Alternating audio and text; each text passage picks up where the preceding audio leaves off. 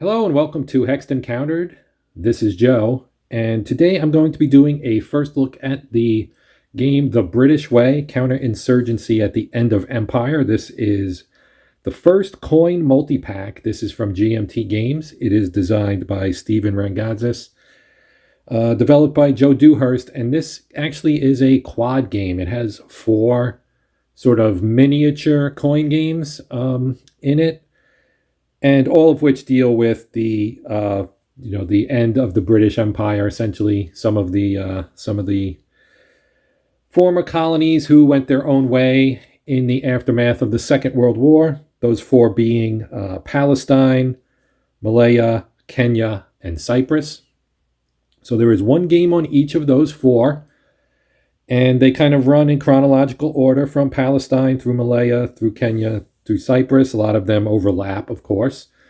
But yeah, this is a kind of a new thing, and there is a second one that is being produced also by the same developer, or same designer rather, Stephen Rangazas, and that is the Guerrilla Generation, I believe is what it's called, and that one deals with Central America in the 1980s. But to get back to this guy right here, so there are four games in here, as I mentioned. They're all coin, so they're all recognizable to anybody who's played a coin game before. And these are your four. Now, if we look at the back, this has a lot of elements that will be familiar to people who've played coin, as I mentioned, right? It does not have a solitaire bot, which is common to many, if not all, of the coin games. They're very solitaire friendly. This one is not solitaire unfriendly, but there's no bot built into it. It is playable, in my opinion, solitaire, just playing both sides to the best of your ability. So it does have a solitaire suitability score of 7 here on the box. Complexity is 4. This is relatively simple by the standards of the coin games. Some of those obviously are easier than others, like Cuba Libre and Indian Abyss. Those are fairly on the easier side, not easy per se, but fairly easy to understand. And then you have things like Fire in the Lake, which is a lot more complex and involved. But this one it's 2 players only, and it's very streamlined. So some of the things that are in the other coin games aren't in this one. There are actually a couple of new mechanics in this one as well. But let's take a look at what's in the box. So, as you would expect, here we have multiple rule books, right? So here is rule book number 1 for Palestine. All the rule books are 24 pages long. So the rule sets themselves vary a little bit, but they're generally very similar. Let's just put it that way. So they're all laid out in the same exact way. You have your introduction, which gives you kind of the background of the specific scenario, so to speak, that you're playing here. So when you're talking Palestine, you're talking about, the aftermath of the Holocaust and the Jewish quest for a homeland, which obviously was in Palestine, and how, they kind of handled the fact that the British weren't exactly on board with that idea. And so that's kind of the core of what the game is. There's a lot of historical flavor in here. And, the historicity of it is very, very high. So this is a lot of fun, and it's interesting. It's relatively simple. You have your cubes that the British have. The 2 sides would be the British and the Irgun. And the Irgun are, the insurgents, essentially. They also represent Lehi, which was a smaller insurgent group.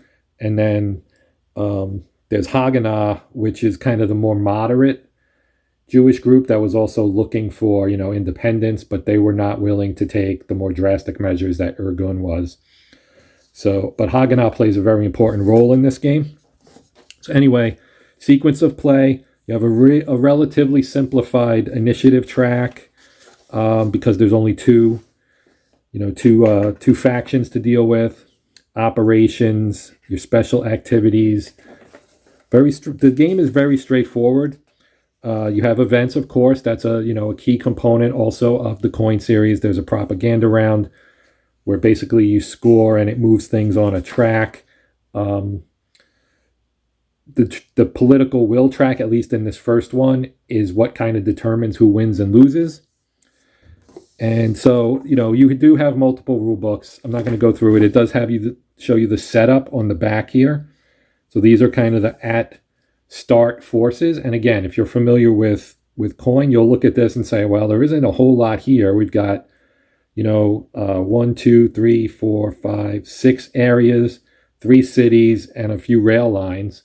And those are that's your playable area, right? All this stuff out here, Lebanon, Syria, Jordan, Egypt, none of that's in play. Then you have a prison area, you have your initiative track, your British pool, your Irgun pool, obviously there's a legend, and then down here is the Haganah track. And I'll actually show you this on the map. I just wanted to mention the setup being on the back. Then we have Malaya, and it's kind of the same thing. It's also 24 pages. There is an example of play that starts on page 10 that kind of goes through. There is some errata in here, but I know on Board Game Geek, Joe Dewhurst, the developer, he posted some clarifications for some of the stuff that's in the rulebook, most of which deals with the examples of play more than anything else. So you get an idea of how to go through the game and how it works. And once you play the first one, the second one, the third one are probably easier to pick up, only because you're a little bit more familiar with the more streamlined mechanics of this one. But if you're a coin veteran, you'll be able to read through like 3-4 pages of the rule book and dive right in probably. So here's Kenya. Same thing. Example of play on page 10. So you're talking about 2 through 9 is your actual rules, which is 8 pages. Then on page 10, you get an example of play. There's a strategy guide towards the back here. Strategy guide for both sides. You have key terms. There's setup instructions that I mentioned at the back with the map on the very back that kind of shows you where everything's laid out. Here's your track that you're using to determine victory. Now this one is a little different. These two, in fact, are different from what you'll see with Palestine. You can see the track looks a little different than Palestine's and Cyprus does. So here's Cyprus. And you can see Cyprus and Palestine have the same kind of track. But again, all of these books are the same. 2 through 9 are rules, page 10, example of play. Then you have event tips and background. It's good historical background in here. The research that Stephen did on this game is outstanding. I've watched some of the stuff he's done with other content creators about this game, and he really knows his stuff, and that really shines through in the game itself. Strategy guide, key terms, setup instructions, and diagram. The rule books are all the same. And like I said, it's like 8 pages of reading just to kind of get the rules down, and the rest of it is all stuff that is either interesting or is an example or just tells you how to set up the game. Here's the campaign booklet. So the neat thing with this is you can link all 4 together into kind of a campaign that kind of goes through the progression of these 4 nations kind of breaking away from the empire and achieving independence and how their journeys happened. So there are mechanisms in here that link them together, and you can, if you're playing as the British player, you can kind of set your tone, so to speak, for how you're going to deal with each individual situation, and then there's impacts and everything, and there's a track to determine victory for the overall campaign as well. So each of these has a propaganda round. So basically, if you're familiar with coin again, you kind of go through rounds and there's cards and you draw through cards. And once you hit this propaganda card, that's the end of the round essentially. And you go through the propaganda steps on here. Each game has its own. So for Palestine, you have the political will. That's the track on the side of the board that determines who wins, who loses. If it gets down to 0, the British lose. If the British keep it high enough, they win, etc. So there are things that will raise it, which benefits the British, and lower it, which benefits the insurgents. So you have that for Palestine. On the back, you have it for Malaya. Same kind of thing. Then we have one for Kenya as well. Same thing. Now, the actions and what impacts them are all different for each game. But the general gist is kind of the same in that it raises and lowers the political will. And that political will being the representation of how entrenched the British are in that particular area. And then, of course, we have Cyprus again on the back. And then we have our player aids, which detail, and again, this is kind of core coin stuff here. So here's Palestine. There are 2 of them, 1 for each side. They're 2-sided. So you have the Irgun on one side and the British on the other. Each side will have operations that they can run, and then special activities that go with the full operations. So there are 3 things that you can basically do in a turn, and that's a full operation, which is this stuff, plus the special operation. Then there's the events, which you play off the cards, and then there's the limited ops, which is basically just this, but you can't do this too. And it also limits the areas you can do them in. So each side has one of these. And again, you can see at the very bottom here, it tells you that what raises and lowers your political will between the 2 sides. Then we have here, we have Malaya. It's the same thing. You have Malaya on one side, and there's 2 for 2 players. 1 for the British, one for the MCP. And again, you have your actions, and the actions are kind of similar between the games, but not exactly. Like if we look back here at Palestine, they have this rob thing, which is kind of new, and I believe Stephen said, or Joe, one of those guys said it was borrowed from Fred Serval's upcoming Robin Hood game, a guest of Robin Hood. So that's kind of interesting too. And that's not something that had been in coin before, as far as I know. Then we have terror, attack, march, rally, just kind of things here. And then you have the special activities. Then we go to Kenya, same kind of thing. You have Mau Mau on one side and the British on the other. Again, it's all kind of similar stuff. That there is a common thread through all of these. And then we have Cyprus with the EOKA and, of course, the British. So with the British, I mean, if you play the campaign, which is what this next card is, if you play the campaign, you're the British throughout the whole game, essentially. And then your opponent will take on the insurgent powers, or if you're playing solo, you just play them both. But your opponent takes on the insurgent powers through the whole game. So here we have a map that shows everything, including places that aren't in this game, like Burma and India, the Canal Zone, the Gold Coast, Nyasa Land. None of these are in the game. It's Cyprus and Palestine, Malaya and Kenya. Those are your 4 areas. Everything else is out external to that, but these other places were having their own independence movements at the same time. India obviously has its own game, the Gandhi game, which is a full-blown coin game covering, the whole Indian independence movement. And then you have Imperial Prestige here at the bottom. So this is your track that's going to show you how you're doing in the campaign. Up here you have your policies that you can set as the British player that will have different things.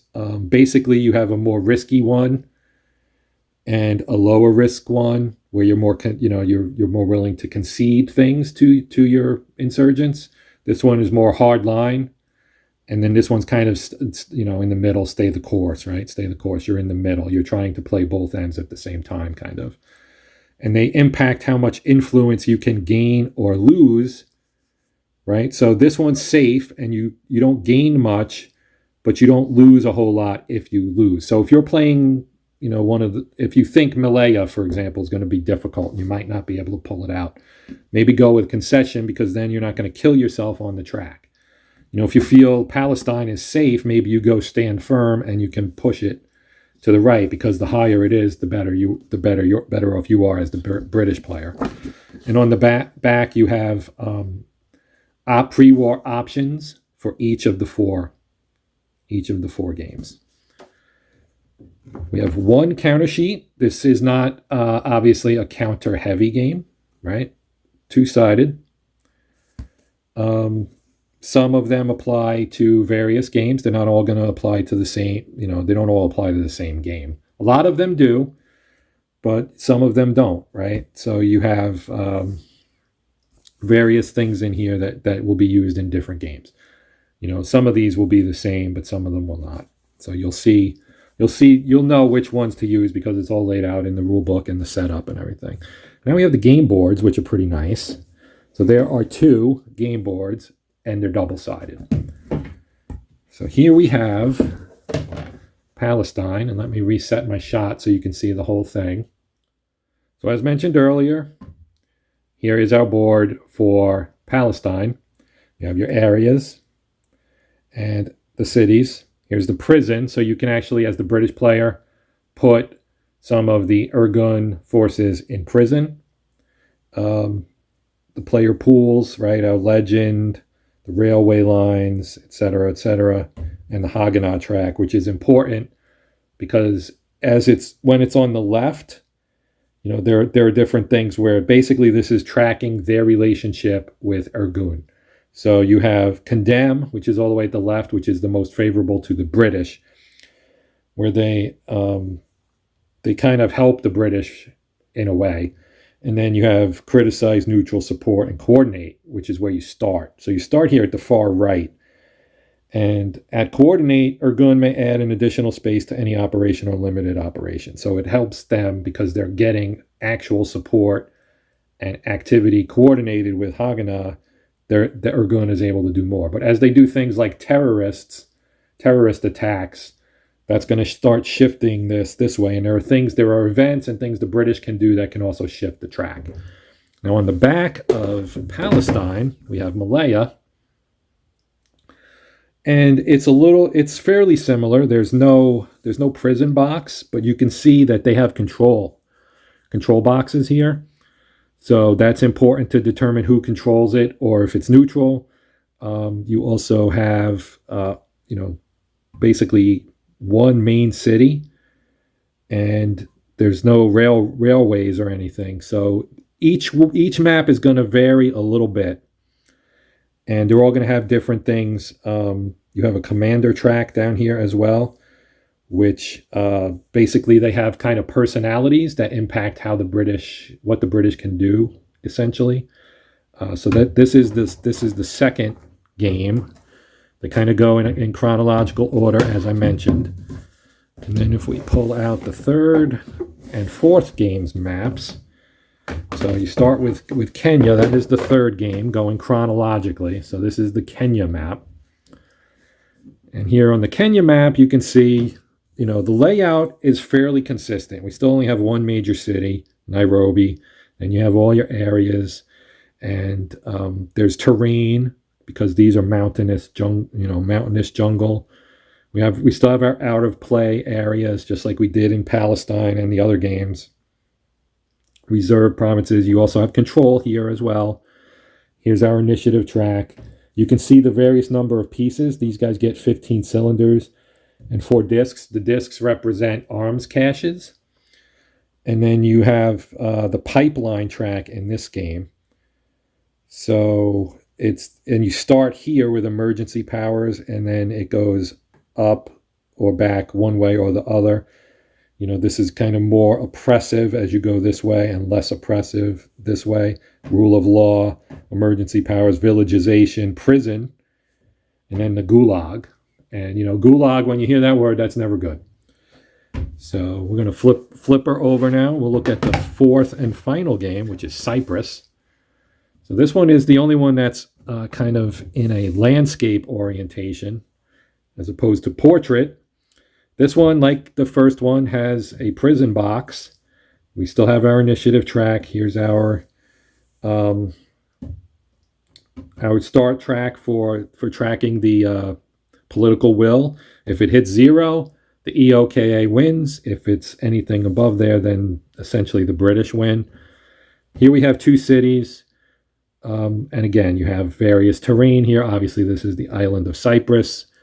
And you can, again, see the forces here. The light blue cubes are police, and the tan cubes are troops. And again, the EOK, the insurgents, they have their own pool of pieces as well. The thing that's kind of cool about this is that all the games share the same pieces, so you don't have to have 4 different sets of cubes and cylinders and discs. It all uses the same stuff. So that is cool. And then the only thing left here, and let me zoom in a little bit. The only thing left here now are the cards and your bits. Your bits and pieces. We get 2 dice. Here are our pieces. So again, the red pieces will be your insurgent pieces. The blues and the tans are your British pieces, and then you have some wooden pawns or meeples, if you prefer, that you can mark things with on the maps as well as you need to. There are 4 decks of cards. They're stacked 2 and 2. Obviously, I have not opened these guys yet, but these are your event cards. This is what drives the game.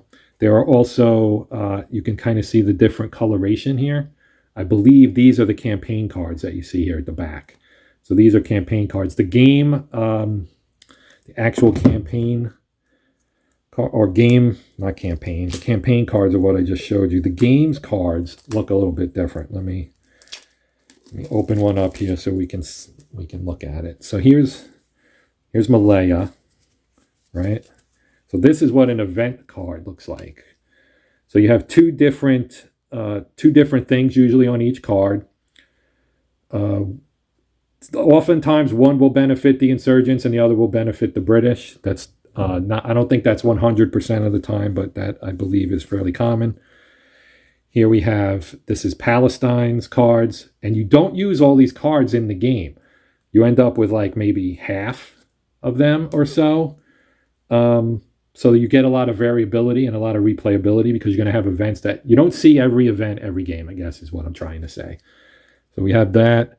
And again, you have different, historical flavor. There's old Bernard Law Montgomery, Lehigh, Ernest Bevin. There's, I know Bagan's in here somewhere. Marshall Lawkite, Alan Cunningham, Bevin Grodz. The 6th Airborne Division, which was at Arnhem and somehow ended up in Palestine. The Indian Independence. There's our good friend Gandhi. Veterans of World War II. You got all kinds of stuff in here, right? And this is a propaganda card. This is what triggers the end of a round. There will be 3 of those in there. So here's our End of Empire early period cards. And then I'm guessing in here we probably have the other periods at the back of this. I won't open them both up right now. I am going to open them up eventually because I am going to play this. So that is a first look at this game. I hope that this was a little better than just a regular old unboxing, of which there are always far too many, and I'm guilty of doing the same thing, of course. I live in a glass house. I should not be throwing stones. So, I'm not gonna run down unboxings. I think they're useful for people who are considering a purchase to actually see what you get when you plop down your hard-earned money. But to me, I like to do playthroughs, and I will do playthroughs of this. I'm probably going to do solo because I'm trying to get my son to play with me, but that's always dicey. He's busy, so it's not always easy to get him to do things. He has a job and everything, and it's his summer from college, so I get it. I was 20 years old once upon a time myself. Anyway, that's the British way. The plan going forward, I'm going to do I'll probably do a playthrough of at least Palestine, playing solo. I'll do both sides and do it to the best of my ability. So those of you who are like me, mostly solo players, you can see how the game plays solitaire, even though it's not specifically designed for it. I do believe it would work. So we're going to give that a shot, take a crack at it, so to speak, and see how that goes. Depending on how that goes, we may play the other games too. These games play relatively quickly. And, whereas a full coin game might take you 6-8 hours or something, you can play one of these in an hour to 2 hours probably, depending. Because there are things that can end the game real quickly. If you hit that 0 in the political will track in the Palestine game, for example, that ends the game. So it could be over very, very quickly if someone screws up or luck doesn't go their way or whatever, because a lot of it, as always, depends on event cards and dice rolls and kind of just how things go as you're trying to make moves. Do your moves work? Do they backfire, etc.? How does the opponent react? I'm playing against myself. I am going to try to play both sides to the best of my ability. We'll see how that goes. Anyway, that's going to do it. I do appreciate you guys watching, as always. It is much appreciated. So if you would, and garner even more appreciation from me, please consider liking, sharing, and or subscribing to my channel to help support it, help it grow, etc., etc. As I said, I would be very grateful. But that's going to do it. My name's Joe. This has been the Hexed Encountered channel. And until next time, happy gaming!